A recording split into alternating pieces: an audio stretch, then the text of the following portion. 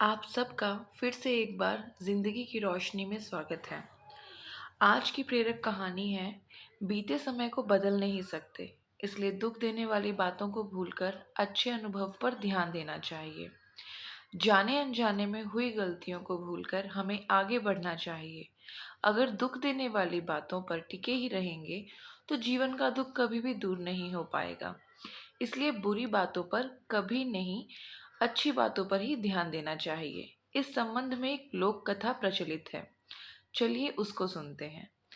कहानी के अनुसार पुराने समय में किसी गुरुकुल में एक शिष्य बहुत उदास रहता था।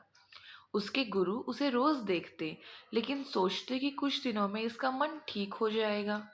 काफी दिन बीत जाने के बाद भी शिष्य आश्रम में दुखी ही रहता था। एक दिन गुरु ने उससे कहा कि आज शाम को तुम मेरे पास आना, मुझे कुछ बात करनी है।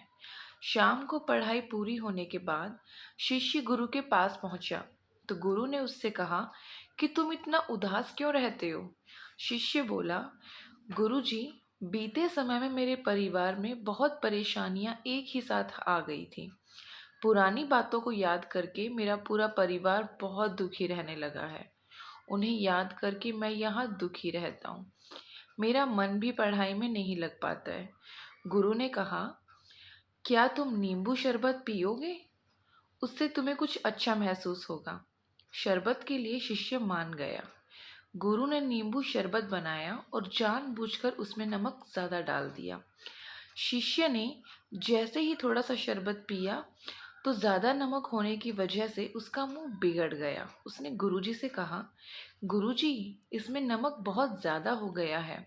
गुरु बोले, अच्छा, शायद गलती से ज़्यादा नमक डल गया है, मैं इसे फेंक देता हूँ, फिर दूसरा शरबत बना लेते हैं। शिष्य बोला, गुरुजी, इसे फेंकने की ज़रूरत नहीं है, इसमें थोड़ी शक्कर डाल देंगे तो मिठास से शरबत का खारापन कम हो जाएगा और हम इसे पी पाएंगे।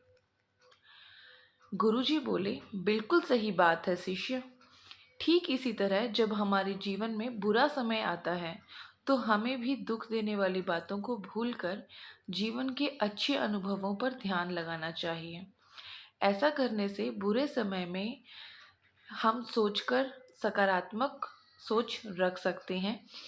अगर हम बीते समय की दुख देने वाली बातों पर ही टिके रहेंगे, तो जीवन का दुख कभी खत्म ही नहीं हो पाएगा। इसलिए सिर्फ अच्छी बातों पर ध्यान लगाना चाहिए। अब शिष्य को बात समझ में आ गई थी और उसने अपनी जिंदगी की सकारात्मक बातों पर ध्यान देने शुरू कर दिया था, और अब वो दुखी बिल्कुल नहीं दिखता था। तो ऐसे ही अगर हमारे जीवन में भी कोई परेशानी है जो हमें लंबे समय से परेशान कर रही है, तो उसमें कुछ मिठास की ज़रूरत है, कुछ अच्छे पलों को याद करने की ज़रूरत है, जिनको याद करके हम उस मुसीबत से भी टल सकते हैं। धन्यवाद।